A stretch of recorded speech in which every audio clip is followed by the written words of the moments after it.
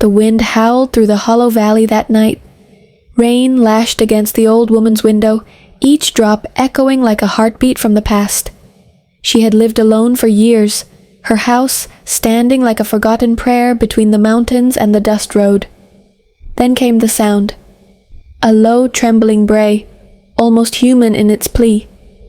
When she opened her door, lightning flashed, and there it stood, a small drenched creature with sorrow in its eyes. It looked like a donkey, frail, muddy, its legs shaking from exhaustion. The woman hesitated, her hand gripping the wooden door as if it were the only thing keeping her from the storm of memories. But something in the creature's gaze, something ancient and kind, pulled her forward. Without words, she reached out her shawl, covered its back, and whispered, "You can stay, just for the night." The wind quieted, as if even the storm was listening. That night, by the fire's faint light, two forgotten souls found warmth in each other's silence. Neither knew it yet, but this was the beginning of a bond that would outlast life itself. A woman who had lost everything, and an animal that was not what it seemed. In the stillness of dawn, when the rain ceased and the world smelled of new beginnings, she smiled for the first time in years. The world would come to call it the horse who stayed.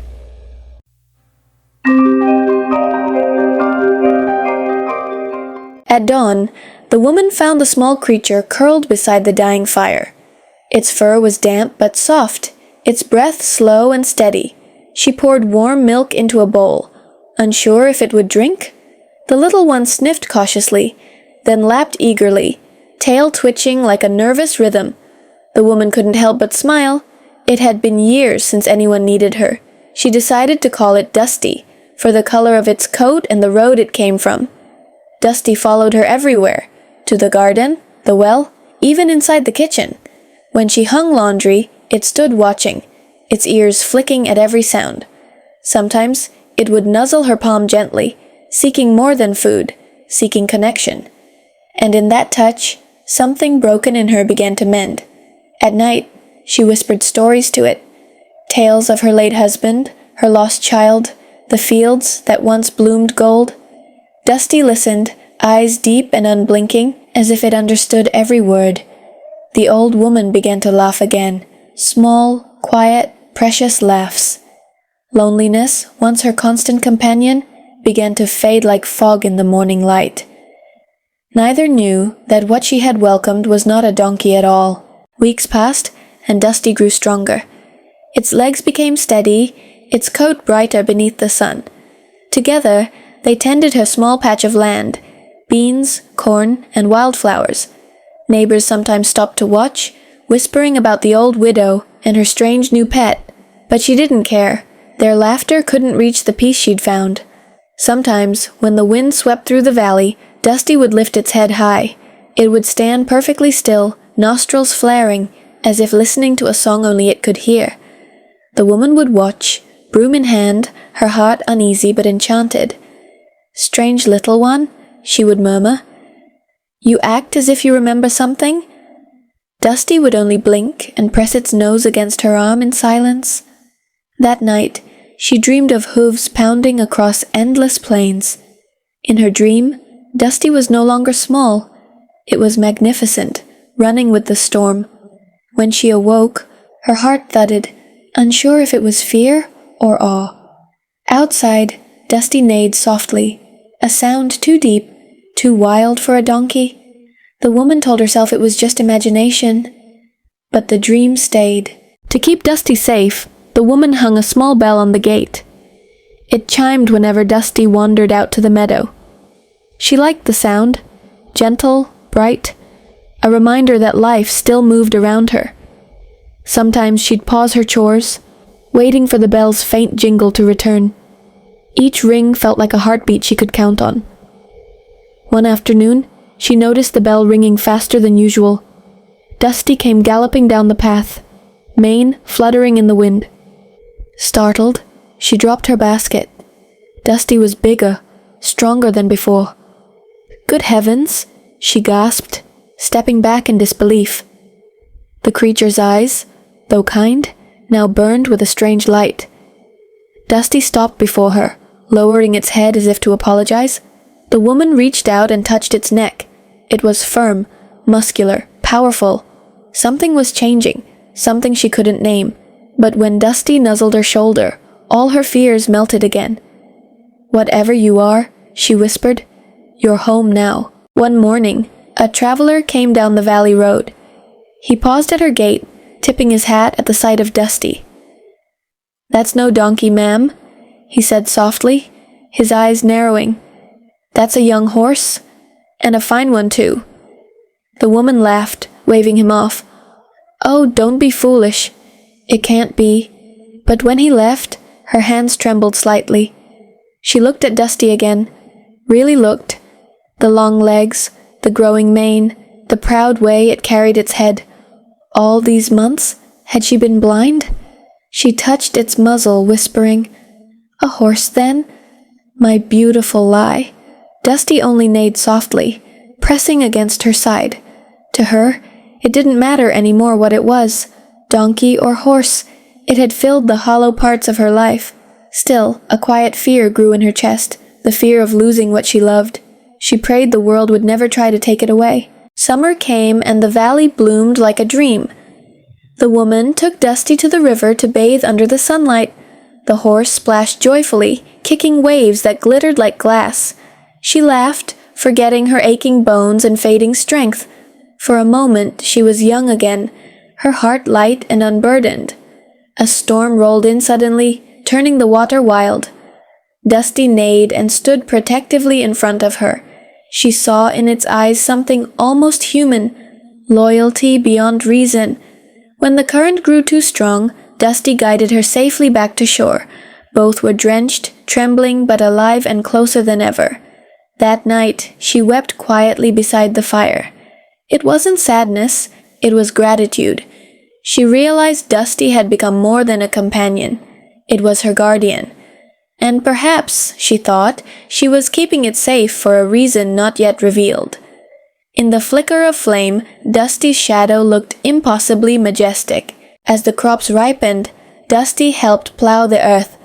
Each pull of the plow was steady, rhythmic, graceful. Villagers came to watch, astonished by the strength of her donkey. Some offered to buy it, but she refused every time. "Some souls," she said, "aren't meant to be owned." She spoke to Dusty as if to a person, and it always seemed to understand. When she was tired, it stopped. When she was sad, it leaned against her. Her neighbors called her mad, but she had never been more at peace. Every morning began with Dusty's bray, or was it a neigh now? And every night ended with its head resting by her porch. Sometimes she caught herself forgetting it was an animal. It had become family, her only one. In the hush between sunset and dark, she would whisper, "Stay, Dusty. Stay forever." The horse would nod faintly, eyes glimmering like stars reflected in tears. And in that silence, love spoke louder than any word. One afternoon, a letter arrived from her distant niece. It spoke of inheritance, of city life, of asking her to move away. She folded it carefully and placed it by the fire without replying. Her home was here, with Dusty, not among concrete walls and empty chatter. But part of her wondered, what would become of Dusty when she was gone? That night, she sat under the tree where her husband was buried. Dusty stood beside her, silent and solemn. She placed her hand on its mane, whispering prayers into the night. "I've lost so much," she murmured. "But you were sent to help me remember love." The wind sighed, carrying her words across the valley. As stars appeared one by one, Dusty raised its head high. Its silhouette was strong, proud, almost divine in the moonlight. The woman smiled through tears, knowing fate had its own plans. Even if she left the world tomorrow, Dusty would remain, her living memory. And that thought gave her peace she hadn't known in years. Months later, the traveler returned to her village. When he saw Dusty again, now tall and radiant, He stopped in awe. "Ma'am," he said, "that's no farm animal. It's a purebred stallion." She smiled faintly, brushing the horse's neck. "It doesn't matter what it's called." But his words lingered in her mind like an old wound reopened. He offered her money, more than she'd ever seen. But she shook her head firmly. "No gold can buy what I've been given." The traveler stared at her, then at Dusty, almost reverent. "Then you're blessed," he whispered. "That animal loves you more than life itself." And with that, he left, fading into the golden dusk. The woman watched him go, heart heavy, but sure.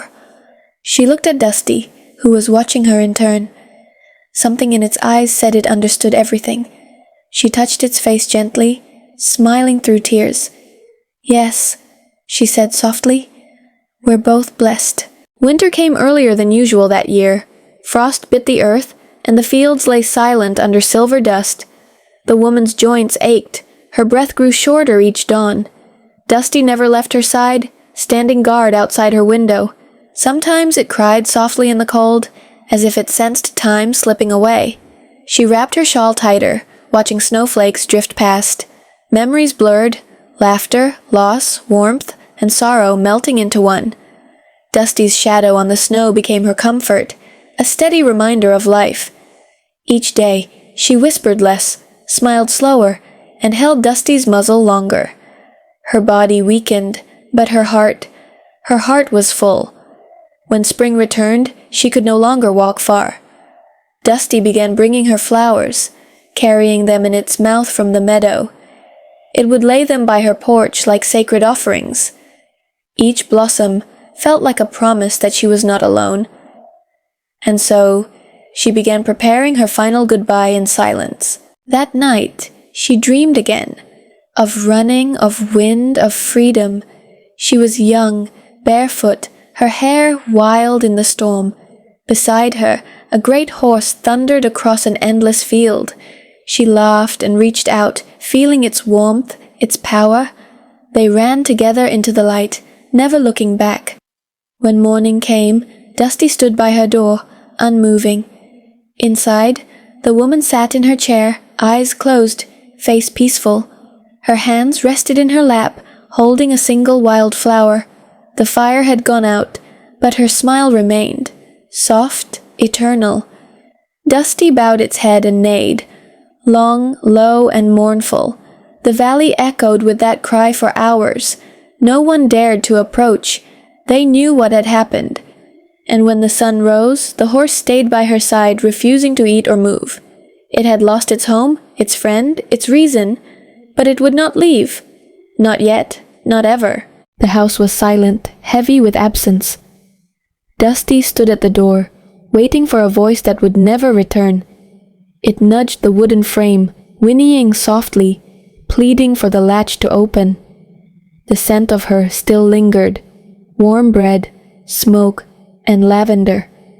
But only the wind answered, whispering through the broken shutters. Days passed, and the villagers finally came. They buried her beneath the old willow by the stream. Dusty watched from a distance, eyes dark and unblinking. When the last shovel of earth fell, it let out a cry that silenced even the birds. The sound was grief itself, raw, endless, and pure. After they left, Dusty approached the grave. It pressed its muzzle against the fresh soil, breathing deeply. Then it lay down beside it, refusing food, refusing rest. The old woman's scarf still hung from its neck, fluttering like a ghost. And there, under a sky of fading gold, the horse began to keep its vigil. Days became weeks, and the farm began to fade. Weeds crept over the fence, the crops withered, the bell fell silent. Dusty still roamed the paths they once walked together. Each corner of the yard seemed to whisper her name. The house, once full of life, now echoed with emptiness. Sometimes, it would find her footprints still faint in the dirt. It would lower its head and breathe upon them as if to keep them warm.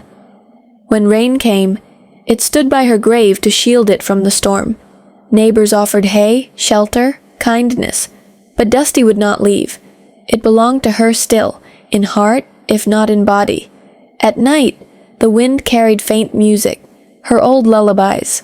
Dusty would raise its head and listen, eyes wet with memory.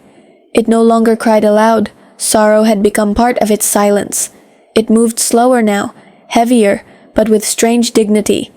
It was not waiting for rescue. It was waiting for reunion. One winter evening, a young boy wandered into the valley. He was searching for firewood when he saw the lone horse by the willow. Its mane shimmered in the moonlight, untamed and sorrowful. Curious, he stepped closer, holding up his lantern. The horse turned, its eyes like pools of old sadness. The boy saw the grave, the scarf, the silent house. Something in him understood what words could not express. He returned the next day with water and hay.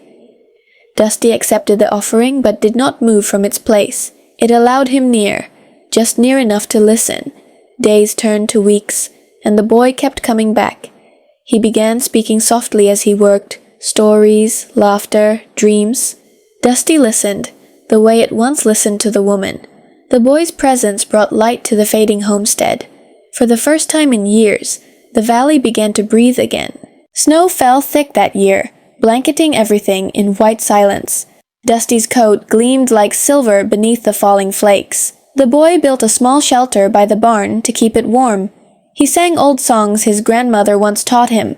The horse would lower its head, swaying to the rhythm. Sometimes, the boy would find Dusty staring into the distance, its gaze fixed toward the mountains, unmoving, endless. He wondered what it saw, memory, spirit, or promise. At times, he thought he could see her there too, standing beside it, her hand resting gently on Dusty's mane, smiling through snow. The boy began to write down the story, the woman, the horse, the love that endured. He didn't know why, only that it felt sacred. In every word, he poured the warmth Dusty had given him. And when he finished, he placed the pages beneath a stone by her grave. The wind turned the pages softly, as if reading along. Many years later, the traveler came back once more. The village had changed. New houses, new faces, new roads. But when he reached the valley, the same silence greeted him. There by the willow, he found the horse, older, slower, but still proud. Its eyes met his, and he felt a pang of reverence. He knelt before the grave, brushing the moss from her name. "So you stayed," he whispered to Dusty, "all this time." The horse stamped once as if in answer. The man removed his hat, tears glinting in his beard. "Then I was wrong," he said.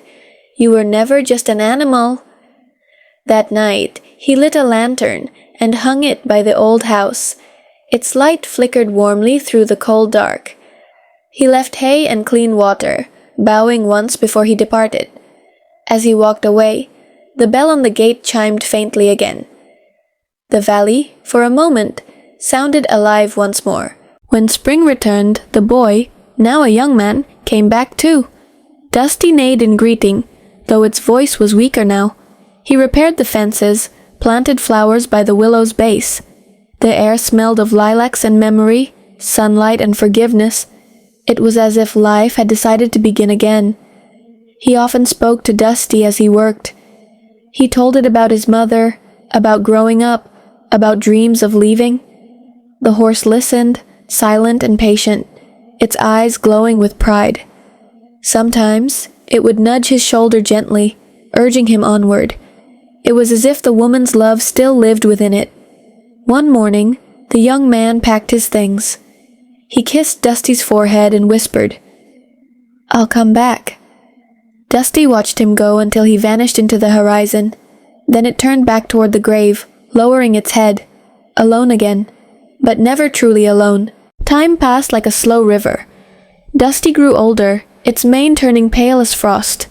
The farm remained quiet, yet not abandoned. Wildflowers grew where crops once stood. Birds nested in the eaves where laughter used to live. Each dawn, Dusty would walk to the river. It would drink, then return to the willow's shadow. Sometimes villagers saw it standing there for hours, motionless. Children called it the ghost horse of the valley, but elders whispered, "It's waiting for someone." No one knew who that someone was, or if it waited for death itself. But those who looked into its eyes felt something stir inside, a memory of love, of loyalty, of something beyond time. And so they left it undisturbed, like a shrine made of flesh and spirit, a guardian of what once was. Years later, the young man returned as a grown traveler. He found the valley almost unchanged, except for the silence. When he reached the willow, Dusty was still there, thinner, slower, older. He knelt beside it, tears streaming down his face. "You remembered me," he whispered. "You truly remembered." Dusty brushed its nose against his chest, breathing him in. The man felt the years between them vanish like mist. He saw in those eyes the same love the woman once carried, and he knew the story wasn't about death. It was about endurance, about the heart's refusal to forget. He stayed for a while, repairing the barn and tending the field. Dusty followed him everywhere, step for step.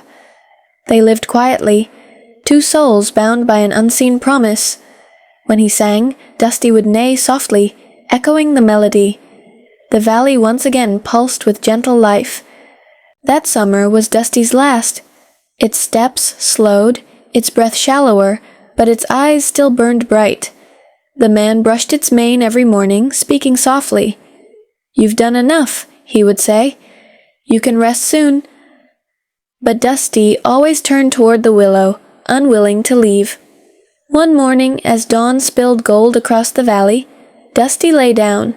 The man knelt beside it, tears falling onto the dry grass. The horse looked toward the grave one last time. He could almost see the woman there, smiling gently. Then, with one deep breath, it grew still. The man buried it beside her, under the same willow tree. He tied her scarf between their graves, two souls united forever. As the wind rose, it fluttered like wings made of memory, and in that moment, the valley felt whole again. Love, he realized, never truly dies. It simply changes shape. Years turned to decades, but their story remained. Travelers passing through the valley would hear of the woman and her horse. Some said that on quiet nights, you could see them walking together, a gray-haired woman and a shining stallion side by side in the mist. Others swore they heard a bell ringing when no one was there. The young man, now old, tended their graves until his final day. He planted a small wooden sign that read, "The ones who stayed." Children came to leave flowers, whispering thanks to the spirits, and every spring, a patch of golden lilies bloomed there first. It was said they grew from love too deep to fade. Even when the valley changed, when roads and cities came, the willow still stood, silent, eternal, guarding their rest. At night, the wind carried a faint sound of laughter and hooves. The story became legend, then song, then memory. But in truth, it was never just a story. After the old man's passing, the valley fell silent again. But people still came. Wanderers, farmers, lost souls. They came to see the willow, to feel the peace beneath its branches. Some claimed to sense warmth in the earth where the two were buried. Others swore they heard soft hooves in the wind. A young woman became the new caretaker of the land. She rebuilt the fence and kept the flowers blooming year-round. Each morning, she greeted the graves as if they were old friends. She didn't know their faces, only their story, yet she loved them deeply, because the story made her believe love could outlast even death. At night, when the moon rose, she would sometimes see a faint light. It hovered by the willow, soft and golden, like a lantern swaying in air. She'd stand there in awe, whispering, "Is that you?" The air would stir gently, the leaves whispering a sound like laughter, and she would feel less alone in the world. Years passed, and the valley changed hands many times, but no one ever dared to cut down the willow. It stood tall, its roots deep, its branches wide as memory. Birds nested in its arms, singing songs older than anyone could recall. Each spring, wildflowers grew in perfect circles beneath it.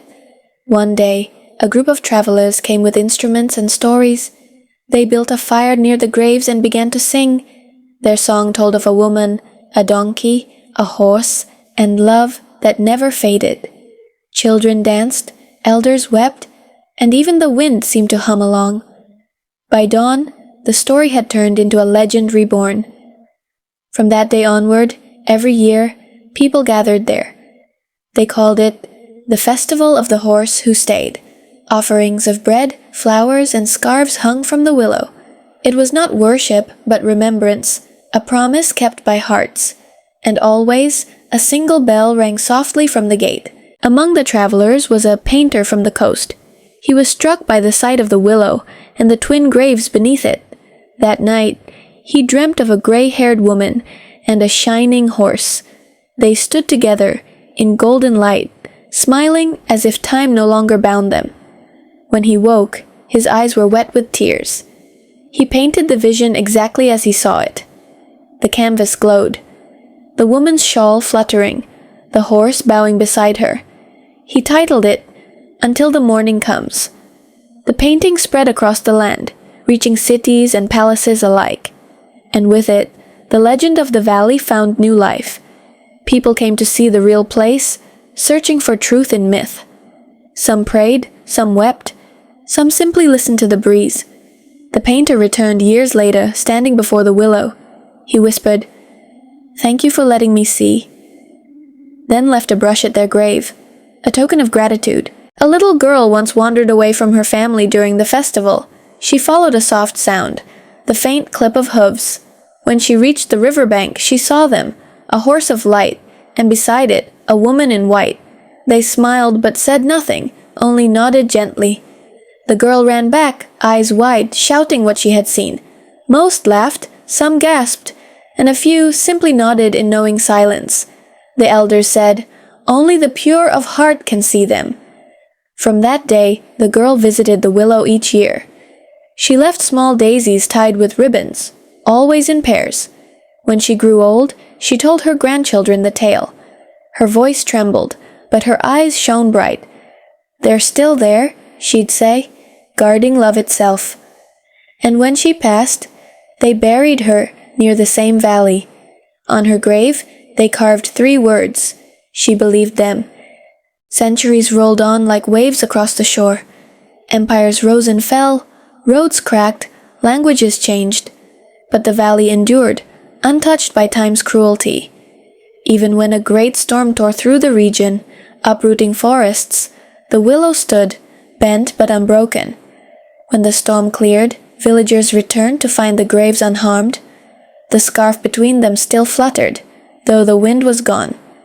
They took it as a sign, a blessing, a reminder, and so they built a small stone wall around the site. It became a sanctuary for the weary and the lost. Travelers who stopped there often left lighter than before. They said the air itself carried forgiveness. No one could explain it, but none dared doubt it. The story of the woman and her horse became more than legend. It became a truth of the human soul. A wandering poet came to the valley, seeking peace. He had lost his wife, his child, and his will to write. But when he stood beneath the willow, words returned like rain. He felt her presence in the air, kind and steady. And he began to write once more, not about loss, but love. His poem spread far and wide, recited in taverns and courts alike. It spoke of the horse who waited, of loyalty beyond life. It ended with a single line that stilled every heart. Some loves do not end, they simply stay. People carried those words like prayers. Before leaving, the poet carved the line into the willow's trunk. He pressed his forehead against the bark, whispering thanks. Then he walked away, his heart finally whole again. That carving remains to this day, moss-covered but clear. It glows softly when the sun rises, or so they say. As time went on, the festival became a pilgrimage. Every year people came carrying lanterns down the valley. They placed them by the stream, watching the light float away. The water shimmered like starlight caught in motion. They said it carried messages to the spirits of the two who stayed. Among the glowing waters, one lantern always drifted differently. It shone brighter, slower, almost guided by an unseen hand. Children whispered that it was the woman's spirit lighting the way home. Others said it was the horse, leading lost souls to peace. No one ever knew, but no one doubted its magic. The custom endured for generations, growing softer, quieter. But still, the willow remained, and the bell still chimed. And each year, when the last lantern disappeared, a soft neigh echoed across the hills, faint but clear. The valley would fall silent, as if listening in reverence. One night, the new caretaker, a man of science, had a dream. He saw the woman kneeling beside her horse once more. She turned to him and said, "Guard what we left? Not the stone, but the meaning." When he woke, tears stained his cheeks, though he couldn't explain why. He decided that day to protect the valley forever. He stopped developers from cutting the trees or paving the land. He built paths for pilgrims, benches for reflection, and signs telling their story. Visitors found peace there. Some cried, some laughed, some simply breathed. And though he didn't believe in ghosts, he often felt watched over, especially when the wind smelled faintly of lavender and hay. Before he died, he left a note in his will. "Let no greed touch this ground. It belongs to love." His ashes were scattered by the river near the willow's shadow. And when the breeze picked up, it carried the sound of hooves again. Soft, steady, eternal. One festival night, the sky filled with strange light. Auroras rippled above the valley, gold, violet, silver. The villagers gasped, thinking the heavens had opened. But in the glow, they saw two shapes emerge, faint but certain. A woman in white and a horse beside her. They stood beneath the willow, their forms shimmering like morning mist. No one dared to speak. No one dared to move. The woman placed a hand on the horse's neck, smiling softly. Then both figures turned toward the stream and walked into the light. And as they vanished, the bell on the gate rang once, pure and clear. After that night, no one ever doubted the legend again. The festival became a sacred day of gratitude, not mourning. Children were told they returned home, together, forever. And every year, the same aurora painted the sky once more. It was called the Night of Golden Light. Now, centuries later, the valley still breathes their memory. The willow still stands, vast and kind, its roots cradling two souls. Tourists visit, poets write, lovers promise forever beneath its shade. Yet even through noise and years, the air remains gentle. It hums softly, the song of loyalty that once began with a storm. A plaque now stands at the entrance, etched with simple words. Here lived love that refused to die. Beneath it, offerings are left, scarves, flowers, tiny wooden horses. No one knows who started the tradition, but none would end it. The valley has become a heart that beats for all who've loved and lost. And when dusk falls and the mist gathers by the stream, you can almost hear two voices, laughter and a neigh. The sound drifts across the hills, fading like a lullaby. It reminds the living that some stories never end. They simply stay, like the horse who stayed. The woman's breath grew shallow, like the last flicker of a candle. The horse lay beside her, its muzzle pressed against her trembling hand. Outside, thunder rolled one final time, not in fury, but in farewell. She whispered, "You're not a donkey, are you?" and smiled faintly. The horse whinnied softly, as if answering, "No, but I am yours." The storm broke, rain falling like gentle tears from heaven. The old woman closed her eyes, her fingers relaxing against the horse's mane. He stayed still, afraid to move, afraid the world would change if he did. Hours passed, the fire dimmed, The house fell into eternal quiet. When dawn came, the world had lost a heartbeat, but the horse did not leave. He stood vigil, silent and unmoving, watching over the still body of his friend. He waited through the morning, through the night, through the second sunrise. Only the wind and the creaking of the old floorboards kept him company. He had learned patience, but not how to live without her. The neighbors came when the smoke from her chimney stopped rising. They found the woman resting peacefully, her face calm, her hands folded. The horse stood beside her bed, refusing to let anyone near. It took hours before they coaxed him outside, tears in their eyes. Even then, his gaze never left the doorway. They buried her beneath the willow tree she had planted decades ago. The horse followed the coffin, steps heavy, head bowed low. Children watched from behind fences, silent for once. When they lowered her into the earth, the horse let out a cry. Deep, broken, ancient. The valley echoed it, like the mountains themselves were grieving. After the people left, he stayed. He nuzzled the grave, pawed at the ground as if trying to wake her. The wind stirred the willow leaves, whispering her name. But no voice answered, only the sound of distant bells from the village. The world was quieter now, emptier, smaller. Seasons passed, and the house began to fade. Paint peeled, vines climbed its walls, and the door hung crooked. Yet the horse returned every dawn, standing by the steps like a guardian. Sometimes he would neigh softly, as if calling her for breakfast.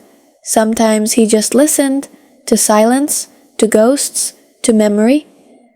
People tried to take him, to offer him a new home, but he always found his way back, crossing rivers and hills to return. He slept in the same barn she had once built from old planks. Inside, her scent lingered, herbs, smoke, and wild flowers. He lay his head on her old shawl, worn but warm. In dreams, she still came to him, smiling, gentle, stroking his mane as if nothing had changed. He would wake with tears glistening on his muzzle. The world outside had moved on, but his heart had not. He was still waiting for her voice. One day, a traveler passing through the valley saw him, a magnificent creature, tall, strong, shining like bronze in the light. The traveler whispered, "That's no donkey, that's a horse of royal blood." But the villagers only shook their heads.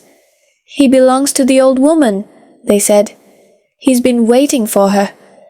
The traveler tried to lead him away, but the horse resisted. He neighed loudly, pulling free, hooves striking the earth. Startled, the man stumbled back and left, understanding the message. This was not an animal to be owned. This was loyalty made flesh. As the traveler rode away, he looked back once. The horse stood before the willow tree, unmoving. The wind stirred his mane like a banner of devotion. The man whispered, "Then let him stay." He has already found his home, and the valley returned to silence. Winter came again, harsher than before. Snow buried the roof, and frost crept into every corner. Yet the horse endured, his breath rising in silver clouds. He stood before her grave, hooves frozen in the earth. Every day he waited, through blizzards, through nights that never ended. Sometimes the villagers brought food and water. They pitied him, but he never approached them. His loyalty was sacred, untouchable. To him, she was not gone, just sleeping somewhere beyond the snow. And one day, she would wake and call his name again. The willow bowed low beneath the frost. Its branches brushed his mane, like her fingers once had. He closed his eyes and imagined her voice in the wind. It said, "I'm proud of you." He answered with a low, trembling whinny that faded into the white. Years passed before spring came gently again. The snow melted, revealing wildflowers and old footprints. The horse, now older, thinner, walked slower, but still returned each day. He grazed near the willow, never straying far. The world was alive again, but his heart stayed in yesterday. One morning, a young girl approached him. She had the same gray eyes as the old woman once had. The horse sniffed her hand, recognizing something beyond time. The girl smiled, whispering, Grandmother told me about you." He leaned his head close, as if to say, "Then you know." From then on, the girl visited daily. She brushed his mane, spoke softly, left apples by the stone. The horse listened, eyes half closed, comforted by her presence. Through her, the old woman's kindness lived again, and for the first time in years, he did not feel alone. The girl asked one day, "Why do you stay here?" The horse turned his head toward the willow, the grave beneath it. No words, only silence, but the answer was clear. Because love is not a thing that ends when a heart stops beating. It's something that remains, waiting, protecting, remembering. The girl touched his neck gently, tears in her eyes. "Then I'll wait with you," she said. From that day, they kept vigil together, child and creature. They watched the sun set and rise again, just as she once had. The horse would rest his head beside her shoulder in peace.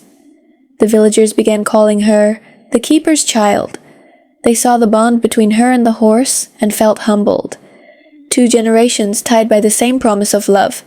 Through her care, he grew strong again, graceful once more, and the valley began to bloom brighter each year.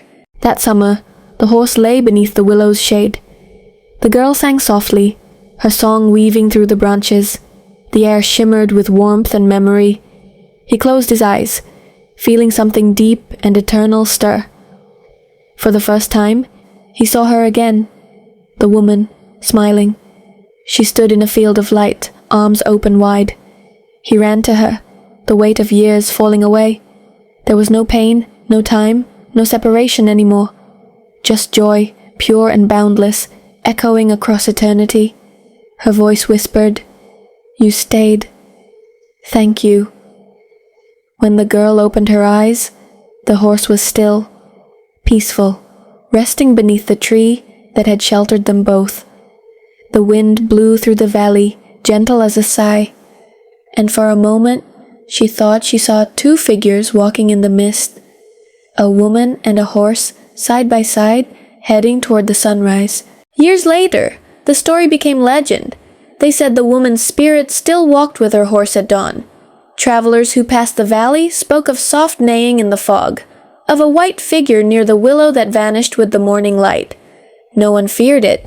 They called it a blessing.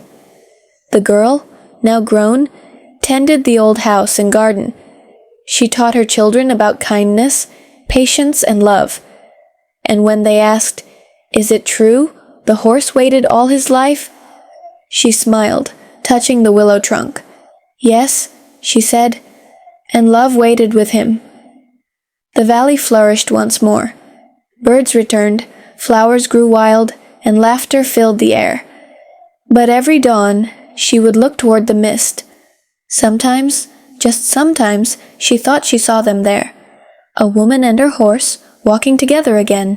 At dawn, the valley glowed with gold. The willow shimmered, and the air carried the scent of rain and grass. From afar, the shape of a horse could still be seen beneath its branches. Beside him, faint as sunlight on water, stood the outline of a woman. They faced the sunrise, eternal companions at the edge of time. The villagers no longer wept when they told their story. They smiled instead, knowing love could outlast even death. The wind that swept through the valley carried whispers of devotion, of a promise kept, of a bond that never broke. And the world seemed just a little kinder for it, for in that quiet corner of earth, 2 souls had taught the living a truth, that love, once given freely, never fades, that friendship can be forever if the heart remembers, and that sometimes, even after we are gone, the ones who loved us will stay.